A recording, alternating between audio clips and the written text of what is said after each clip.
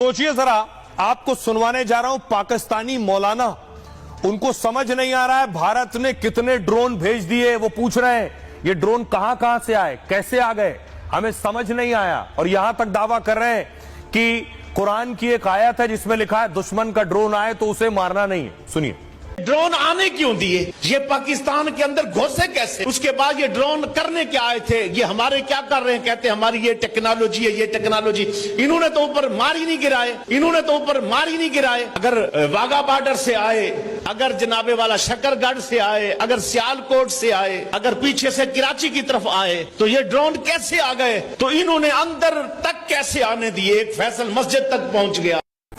अब ये एक तमाशा मचाया होता है, ये ड्रोन आने क्यों दिए, ये पाकिस्तान के अंदर घुसे कैसे, उसके बाद ये ड्रोन करने क्या आए थे, ये हमारे क्या कर रहे हैं, कहते हैं हमारी ये टेक्नोलॉजी है, ये टेक्नोलॉजी।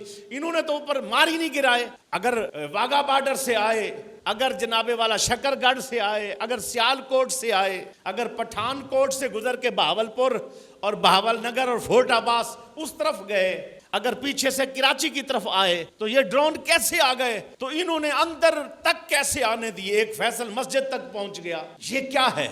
अब कुरान से पूछते हैं, आयत नंबर 16, जब कोई ये जंगी पॉलिसियां होती हैं, जंगी मंसूबाबंदी होती है, कोई ये ना कहे कि तलवार लें और फौरन भिड़ जाएं और फौरन लड़ जाएं। अल्लाह कहता है कि तुम्हारे दो लम्हों की खामोशी या इंतजार, ये भी जंगी होता है। फौरन मुजाहिद से ये मुतालबा ना करो कि अभी लड़ो, अभी जवाब दे, अभी टुकड़े टुकड़े कर। मुजाहिद दूसरे को थकाता है, मुजाहिद दूसरे का जोर देखता है, मुजाहिद दूसरे की वो जो चाल है उसको भांप के फिर बदला लेता है, फिर जवाब देता है। उन्होंने ड्रोन भेजे इसीलिए कि हमें पता चले कि जनाब एयर डिफेंस सिस्टम कहां कहां नस्ब है, कहां कहां इनका एयर डिफेंस सिस्टम मौजूद है, हमें इतला हो, फिर जाकर हम इनके ऊपर अगला अटैक करें। उन्होंने ड्रोन भेजकर ये चेक करना चाहा। कमाल हिकमत अमली हमारी फौज की।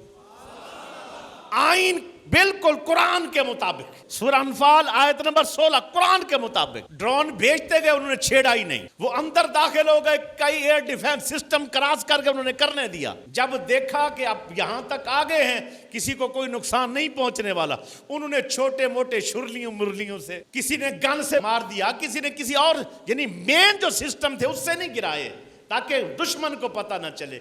ये भी हिकमत अमली है। अभी भी तू अपनी फौज पे एतमाद नहीं करता।